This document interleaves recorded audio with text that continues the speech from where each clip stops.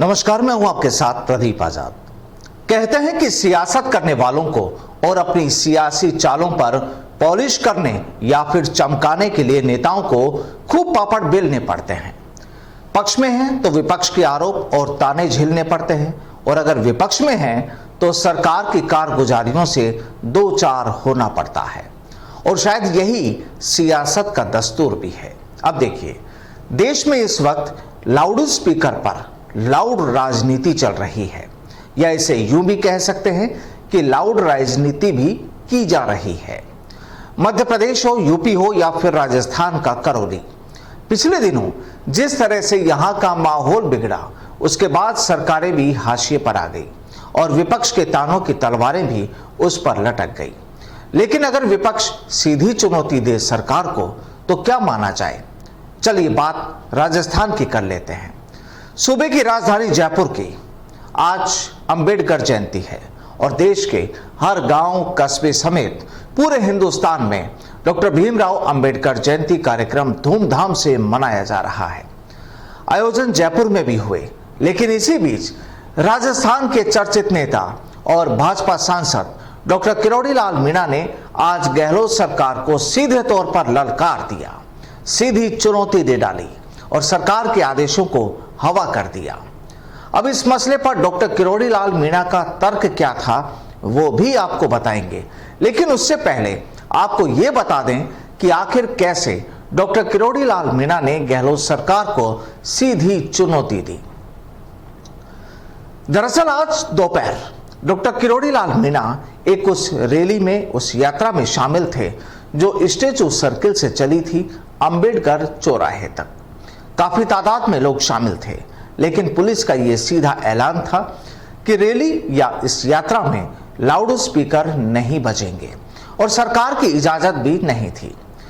लेकिन जैसे ही रैली शुरू हुई तो फिर अचानक सरकार की नाक के नीचे लाउड स्पीकर भी गूंज उठे और हैरानी देखिए, या कहें डॉक्टर किरोड़ी लाल मीणा की ललकार कि जहां सरकार बैठती है यानी सचिवालय, सेक्रेटेरिएट, ठीक उसके सामने से ये यात्रा निकाली गई, बाकायदा ढोल नगाड़ों और लाउड स्पीकर के साथ।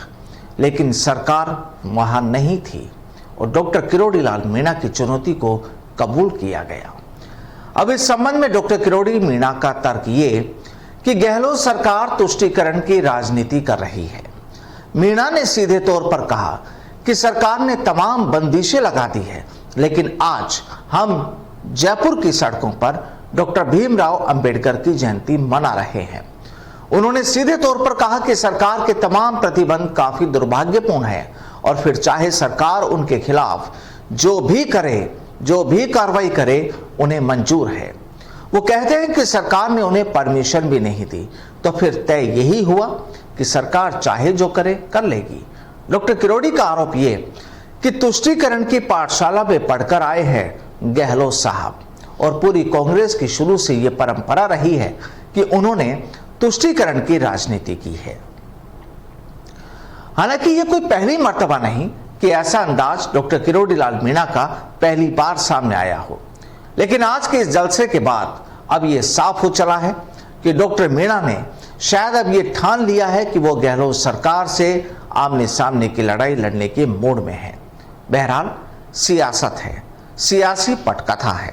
कहानी के पीछे कई किरदार भी होते हैं जो अपना अपना रोल अदा करते हैं।